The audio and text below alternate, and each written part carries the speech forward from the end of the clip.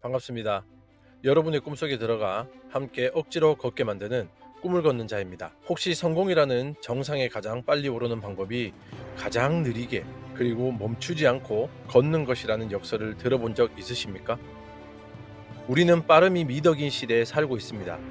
세상은 우리에게 더 빨리 배우고 더 빨리 성과를 내고 더 빨리 성공하라고 끊임없이 속삭입니다.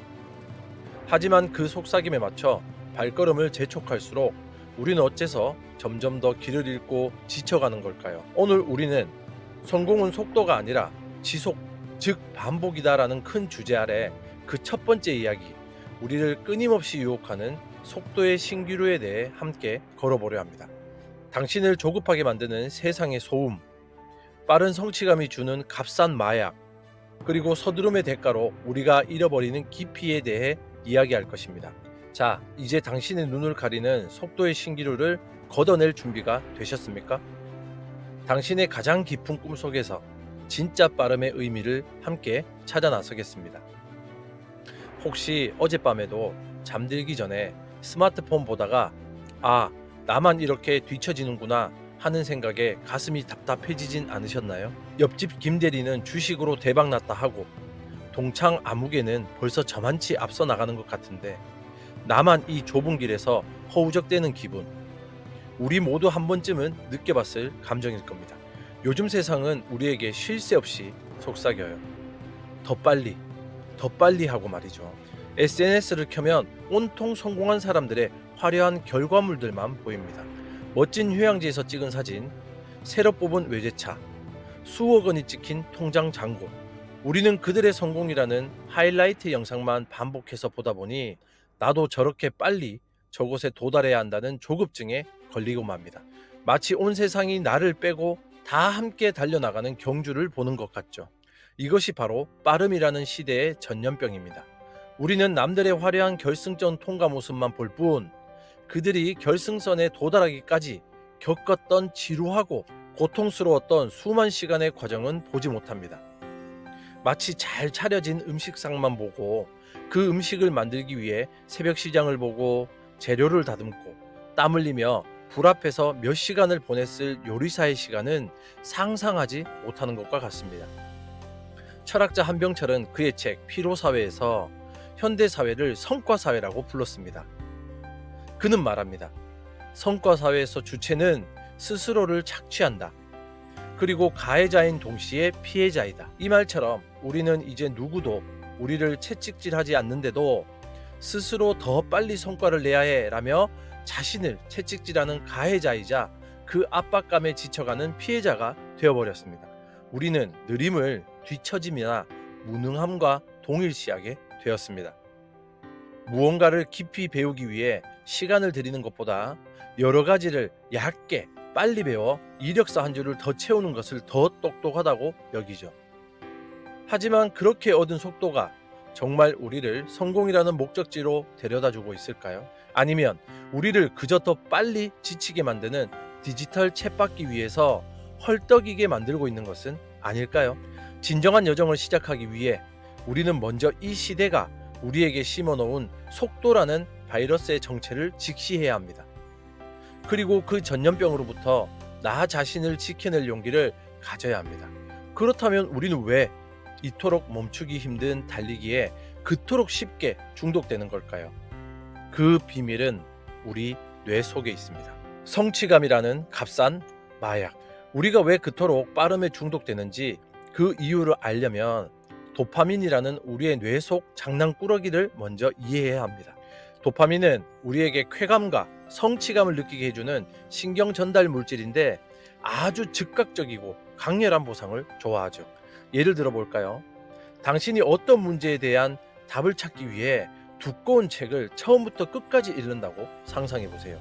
몇 시간 혹은 며칠이 걸릴 수도 있는 이 과정은 우리 뇌에 큰 인내심을 요구합니다. 도파민은 이런 느린 보상을 별로 좋아하지 않습니다. 그런데 이때 스마트폰을 들어 검색창에 질문을 입력하면 어떻게 될까요? 단 1초 만에 수많은 답이 화면에 나타납니다. 바로 이 순간 당신의 뇌에서는 해냈어! 답을 찾았어! 라는 신호와 함께 도파민이 팡 하고 터져 나옵니다. 짧은 동영상을 하나 넘길 때마다 새로운 자극에 도파민이 팡팡팡 하고 계속 터져 나오죠. 이것이 바로 속도가 가진 중독성의 비밀입니다. 빠른 결과, 즉각적인 피드백은 우리 뇌에 도파민이라는 마약을 끊임없이 공급해 줍니다. 이것은 마치 영양가는 하나도 없는데 짜릿하게 달고 짠 정크푸드와 같습니다. 먹는 순간에는 아주 즐겁지만 먹고 나면 속이 더부룩해지고 진짜 우리 몸에 필요한 근육은 만들어 주지도 못하죠. 우리가 쫓는 빠른 성취감도 마찬가지입니다. 여러 가지 일을 얕게 빨리 해치우면 단기적으로는 많은 일을 해낸 것 같아 뿌듯함을 느낄 수 있습니다. 하지만 그렇게 얻은 성취감은 우리 삶에 깊은 만족감을 주거나 우리를 진정한 전문가로 만들어 주지는 못합니다. 오히려 더 강한 자극, 더 빠른 보상을 원하는 도파민 중독에 빠지게 만들어 진득하게 무언가를 해낼 힘을 잃게 되죠. 소설가 밀란 쿤데라는 그의 작품에서 참을 수 없는 존재의 가벼움을 이야기했습니다. 저는 어쩌면 우리가 맹목적으로 쫓는 이 빠른 성취감이야말로 우리 삶의 무게와 깊이를 앗아가고 그 자리를 견딜 수 없는 가벼움으로 채우는 것은 아닐까 하는 생각을 합니다. 진정한 만족은 도파민적 쾌감이 아니라 세로토닌적 행복에서 나옵니다. 세로토닌은 즉각적인 보상이 없더라도 꾸준한 노력과 과정을 통해 얻어지는 깊고 은은한 만족감과 평온함을 담당하죠. 오랜 시간 공들여 뜬 스웨터를 완성했을 때의 뿌듯함, 몇 달간 정성껏 키운 화초에서 마침내 꽃이 피었을 때의 기쁨이 바로 그것입니다. 이런 깊은 행복은 결코 속도에서 나올 수 없습니다. 그것은 오직 시간과 지속이라는 걸음을 통해서만 피어나는 꽃이죠. 당신은 지금 당신의 삶을 값싼 마약으로 채우고 있습니까? 아니면 깊고 진한 행복의 열매를 맺기 위해 묵묵히 땅을 갈고 씨앗을 심고 있습니까? 이 값싼 마약에 중독될 때 우리는 무엇보다 소중한 깊이를 대가로 치르게 됩니다. 서두름의 대가, 깊이의 상실. 옛날 금맥을 찾아 나선 두 형제가 있었습니다. 첫째는 성격이 아주 급했습니다. 그는 빨리 금을 찾아야 해라고 외치며 이곳저곳 빠르게 옮겨 다니며 땅을 파기 시작했죠. 이쪽을 1m쯤 파다가 금이 안 나오면 여긴 아닌가벼 하고는 금방 다른 곳으로 달려가 또 1m를 팠습니다. 그는 하루에 수십 개의 구덩이를 파며 누구보다 열심히 일한다고 스스로를 칭찬했죠. 반면 둘째는 신중했습니다. 그는 먼저 땅의 흐름을 살피고 딱 한 곳을 정했죠. 그리고는 매일 그 자리에서 묵묵히 땅을 파 내려가기 시작했습니다. 하루가 가고 이틀이 가도 금은 보이지 않았습니다. 첫째는 그런 동생을 보며 이 미련한 놈아, 그러다가 평생 땅만 파겠다. 나처럼 여러 군데를 파야 확률이 높지라며 비웃었습니다. 하지만 시간이 흘러 수백 개의 얕은 구덩이를 판 첫째는 흙먼지만 뒤집어 쓴 채 지쳐 쓰러졌죠. 반면 단 하나의 구덩이를 100m 깊이로 파내려간 둘째의 곡괭이 끝에서 마침내 눈부신 황금빛이 터져 나왔습니다.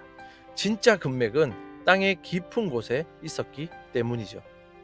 이 이야기가 바로 속도에 집착하는 우리가 치르는 가장 큰 대가, 깊이의 상실을 보여줍니다. 우리는 정보의 홍수 속에서 지식의 유목민이 되어가고 있습니다.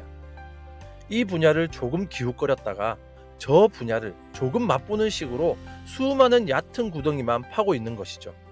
그렇게 얻은 얕은 지식들은 우리를 아는 척하게 만들 수는 있지만 결코 대체 불가능한 전문가로 만들어주지는 못합니다.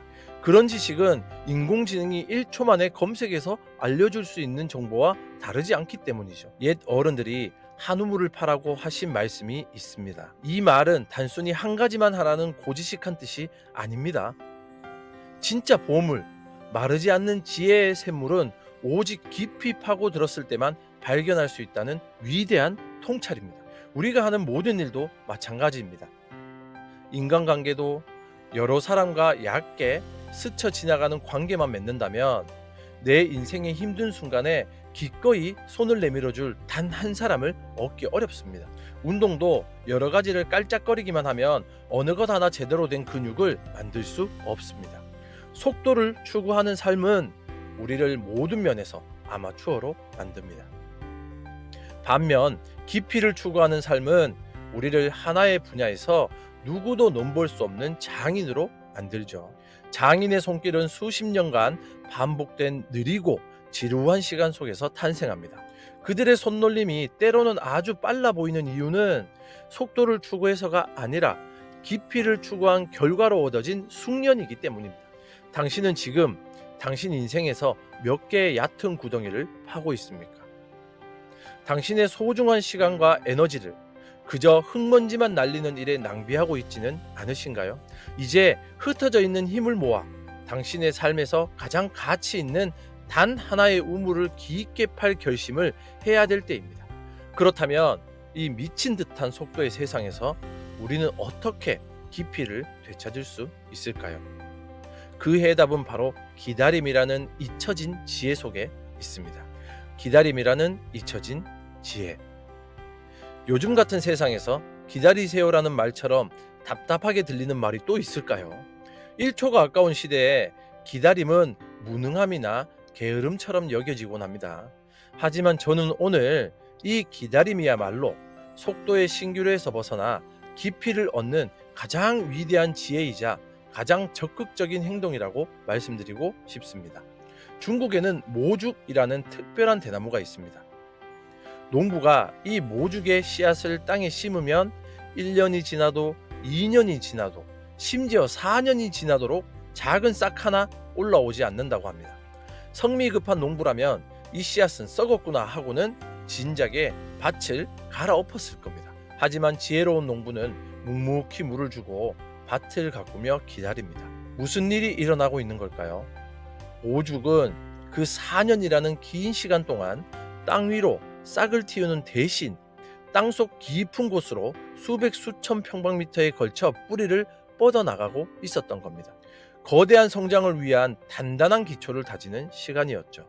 그리고 5년째가 되는 해, 마침내 땅 위로 싹을 틔운 모죽은 하루에 수십 센티미터씩 자라나 단 6주 만에 30m에 달하는 거대한 대나무 숲을 이룬다고 합니다.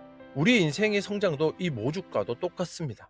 눈에 보이는 빠른 성과가 없다고 해서 아무 일도 일어나지 않는 것이 아닙니다. 어쩌면 지금 당신이 겪고 있는 그 지루하고 답답한 시간은 당신의 인생이라는 나무가 더 높이 자라나기 위해 더 깊고 더 넓게 뿌리를 내리고 있는 가장 중요한 시간일지도 모릅니다.